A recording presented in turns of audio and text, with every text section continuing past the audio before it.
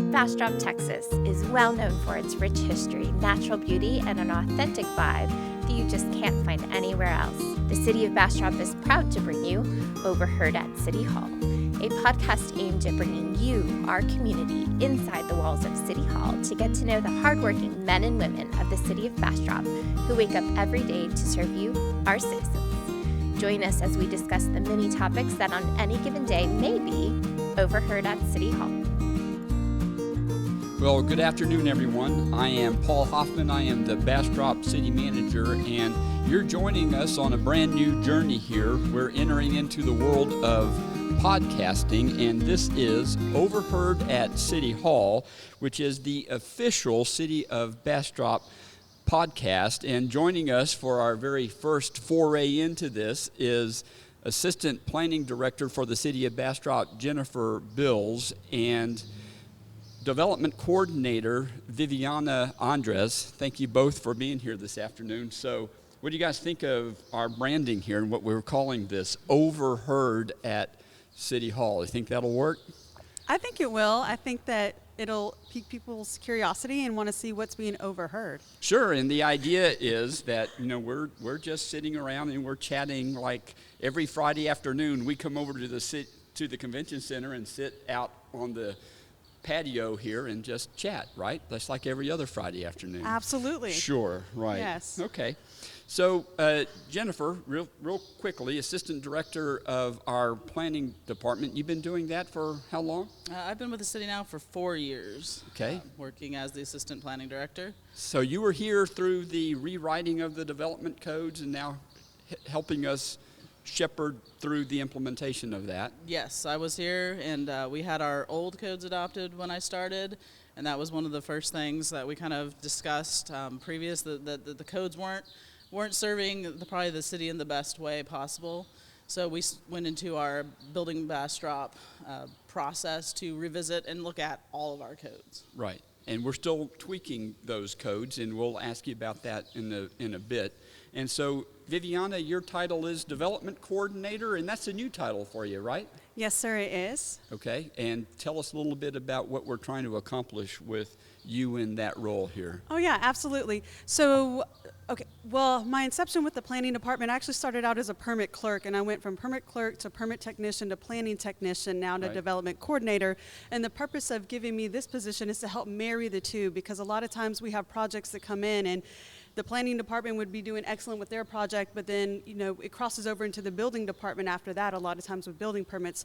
And so I help the applicants and the customers have a successful journey through our process. Sure, thank you. And what we hear, and what I hear quite a bit since I've been here in Bastrop, is people really don't know what happens once they submit a development application, and there's a narrative out there that it might get lost, and just who knows what they are doing with it over at the city of Bastrop. And your job is to make sure things don't fall through the cracks, and that the whole review process through the various disciplines happens, and we're timely, and we're responsive, and we're communicating with people. Yes, and it's really good because it's nice having a point person in place now that can kind of toggle between the two disciplines, the planning and the building.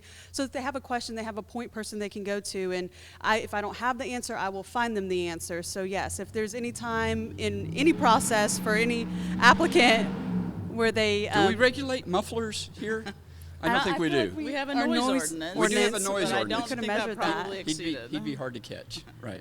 But yes, so if they have a question or they need to know what's going on, they are always welcome to, more than welcomed to reach out to me. And then also I help them through the MyGov process, which is another unique thing that we've recently, kind of taken on, is having an online permitting platform, which is very unique to Bastrop, because before everything was paper copies, and they'd bring in 10 copies of each thing, and they wouldn't see it for a while, and then next thing they knew, they'd get a call about a permit. Well, now we have a system where they can log in at any time and they can see what's going on. But even with that, there comes unique challenges, because some people have never, if you've never interacted with the platform, you don't know how it works. So you need someone there helping you understand, okay, where do I click? Where do I find that? How do I respond to the comments? And so that's also why I help people be successful. So it's a really great job. That's terrific. And from my perspective, all we hear is good comments about the work you do. And I might ask you to dive into that whole MyGov thing in a little bit more. But one of the reasons why this is so important, and frankly, one of the reasons why we thought our very first podcast would be about planning and growth, is that we are pretty busy. There's a whole lot of growth potential out there, and that's not news to anybody. But Jennifer, could you describe the nature of the development that's happening, especially not so much in the corporate city limits, but out there in the extraterritorial jurisdiction? And I might ask you to define that a little bit in a bit. But what kind of development and what kind of activity should we expect over the next few years? Definitely. City of Bastrop is kind of uniquely located between Austin, Houston, and College Station. We're kind of in this, and San Antonio, kind of in this triangle area along 71. So that naturally is driving growth from the Austin area and even the Houston area towards the city. As we all know, the housing market is rather expensive in the Central Texas region, and due to that, a lot of the development pressure we're seeing in the city and in the county in general is housing. There's a great need for additional housing in the Central Texas area, and Bastrop is, has been to date a fairly rural area, but all that development that has been going up and down the Interstate 35 corridor for the last couple decades is now coming out the 71 corridor towards Bastrop. So a lot of it is housing, but with housing comes commercial and retail development to serve those rooftops. So what I'm sure our thousands of listeners are might be wondering is, so we're talking about development that's not actually in the city. A lot of this is happening outside the corporate city limits. So what authorities do we have, and what are the tools we have to try to manage that development activity? Yes, so the city of Bastrop is uniquely located because of the 71 corridor, and with the city of Austin. In the state of Texas, cities are given what's called an extraterritorial jurisdiction. So every city, based on their size, is allowed a certain planning boundary around the corporate city limits.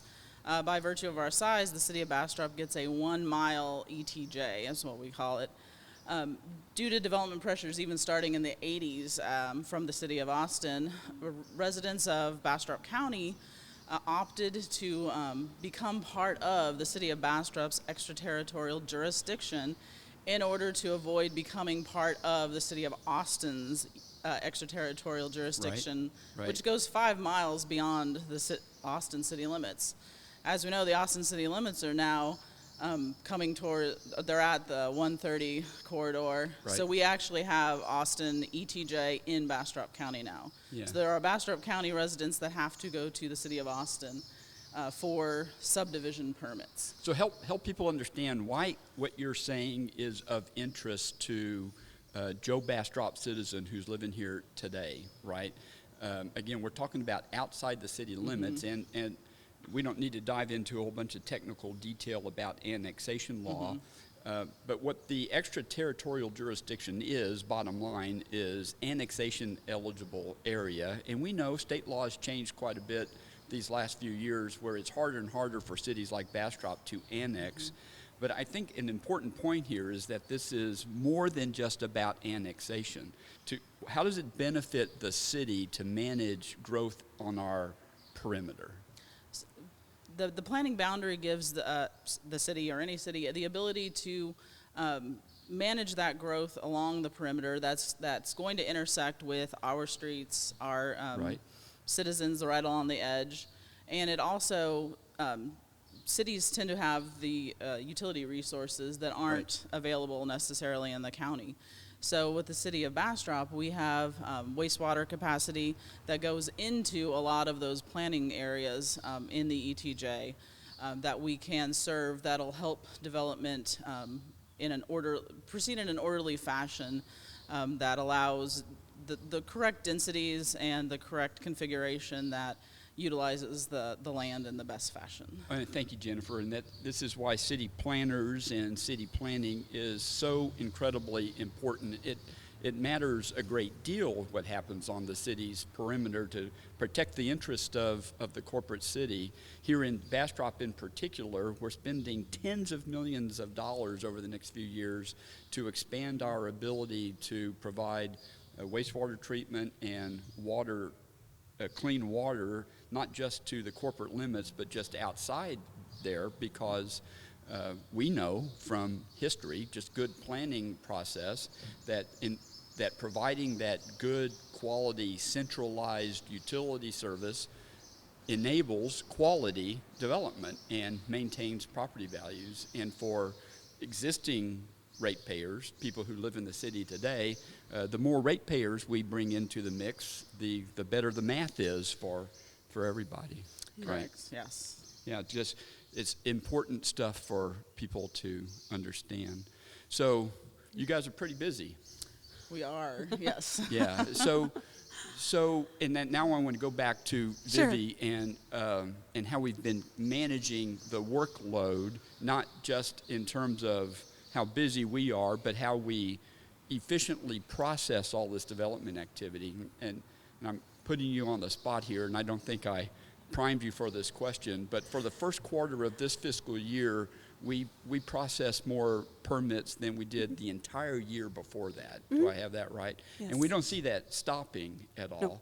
And so how to efficiently manage all of that is important to us. We don't want to frustrate our home builders and our developers. Right. We want to work with them and make sure we're providing efficient processes. And isn't that really at the heart of what the city did when they brought the MyGov system in? Okay. Absolutely, Paul. Yes. We were noticing an uptick in permits. We were in every kind of permit. So development permits, building permits, trade permits, a lot of renovation permits, which is exciting because anytime people are improving property, that improves the property value. And so all of it was great and it was good, and we wanted an effective way to manage it, an effective way to track it, and then an effective way to quantify it and have the customer be able to interact on their particular project. Right. A lot of times when it was in review and it was we were doing the paper process of it all, we knew it was in review, but it was hard for them to see who it was in review with or what it still had outstanding comments on. And so we said, hey, this has to change, because as a customer, it would be frustrating to turn in a project and then not hear anything about it for 14 days or 10 Right. days, you Sure. know. And so we said, okay, let's bring an online permitting system, a permitting platform into the city, and let's go ahead and go digital. And so we decided to do that, and it was kind of in tandem at the time of COVID. So in a unique way, we almost had to kind of learn how to pivot very quickly to meet customer concerns, customer demands, and then customer projects and timelines, because even though COVID was going on doesn't mean that projects weren't happening. Right. And so we brought on MyGov, and it was a learning curve at first. I mean, I'll be honest, it was for us, it was for our external user, but we have seen such a tremendous response with MyGov. It is really awesome. I mean, the amount of trade permits that we can turn around, the amount of development applications that we can get in, and then it has like really unique features within the program where you can link different aspects of a development project together so that the customer or myself can go to any project and I can click on it and see, oh, they have 3 different submittals in on this one particular parcel of land. Or, you know, as a resident having a house built, they can see, oh, this is where they're at with my inspections, this one's scheduled, this one is pending schedule. Or if it's in review, they can say, oh, this person had comments, these are what their questions were. Or if they've resubmitted, they can see what comments are still outstanding. And then there's also a way to send in emails. There's a request manager. You can do a lot of your business license, golf cart permits and things like that all go through MyGov. Open records requests, MyGov. Code concerns, MyGov. Work orders. And we're generating MyGov. Records. And Yes. so it's an accountability system for the city yes. as well. And we do pay attention Yes. to that. Just how many outstanding requests are there, and are we keeping up with them? And so Yes. it's a real advantage from that standpoint too. Yes. So back to the codes and the significant rewriting of the codes that the city went through. Jennifer, if you were to summarize just in a few words, what were the major themes? What was the city trying to accomplish, big picture, in adopting those codes? So I think the big picture is we had various codes. We have subdivision regulations, we have zoning regulations, sign codes, in our building codes. And over time, those initially were all adopted in the early 90s. And over time, different sections were amended at different times for different reasons. And there was a lot of disjointed parts of the codes. Different parts conflicted with each other. They didn't work well together. We also needed to update our drainage regulations because rainfall totals in the area had changed. Right. And you need to address those changing circumstances in the environment. Right. So that was kind of our driving factors. We had, environmental concerns that we needed to address. We had consistency issues and just usability of our code for customers and developers. So we decided just a simple rewrite or tweaking here and there wasn't going to work, that we needed to kind of start over from the ground up. And where we started with that was drainage, because that's a primary concern in Bastrop, and kind of where you need to start is what are the existing conditions in the local Very good. terrain. And of course, with anything that big and that new, there's tweaks that we Yes. need to work through. And I've been actually really impressed with our Planning and Zoning Commission and their willingness to roll their sleeves up and look at the code and see what may need to be modified now that we're in the implementation phase. Can you describe what some of those tweaks to the code are that will be coming back to the Planning and Zoning Commission and Council over the next few weeks? Yes. So the first tweak is to our sign development Right. code. We've been hearing a lot about signs. That's one that it's kind of a frequent application we get in. People are changing their signs all the time as new businesses come, or Right. people are just updating their signage. So that's one we got immediate feedback on of some issues with the code on that it wasn't working for certain parts of town. So we'll be bringing that back actually this month to the Planning and Zoning Commission and the City Council to make those changes to the code. Yeah. So that's the first. But then we're going to look at just kind of the basic organization of the code. That's some feedback, is that just making sure it reads in a way that it logically takes a developer or a citizen from one step to the other in the code. And then addressing our subdivision standards in the extraterritorial jurisdiction and making sure those are something that addresses the development concerns in those areas and is providing that level of protection for the city of Bastrop, as the ETJ is that area that is along the highway corridors that can produce a lot of accidents if not properly sited, and also along the river, which is the source of drinking water and recreation for the whole town. So we want to make sure those developments are done in a way that's responsive to developers and also keeping in mind the safety of the city for the next 100 years. Yeah. So, I started here as city manager about 7 months ago, and you guys have both heard me say, when I first got here, I was, the subject I heard about the most was how we relate to the community from a planning and development and code enforcement perspective. And frankly, most of that narrative was negative. And you guys deserve so much credit for turning that narrative around. You two and Trey Job, our assistant city manager, deserves a lot of credit for the leadership he has shown in that too. And one of the things we've asked Trey to do is go on the road, if you will, and he's spoken to a bunch of civic groups and others about what it is we're trying to accomplish here. And at the heart of it, just how much flexibility and I've had to learn a lot. I've been in this business for over 30 years and have been responsible for managing a lot of codes. But this form-based zoning approach we take here is unique. It's cool. It's applicable to where we are as a community right now, and there's been an understandable amount of fear and trepidation about it, and frankly, to some degree, it does impose a different kind of burden on the developer up front. It does, and we can be upfront about that, but it also provides a great deal of flexibility that sometimes we have to sit down with people and explain to them for they to really grasp, oh, you mean I can actually do that?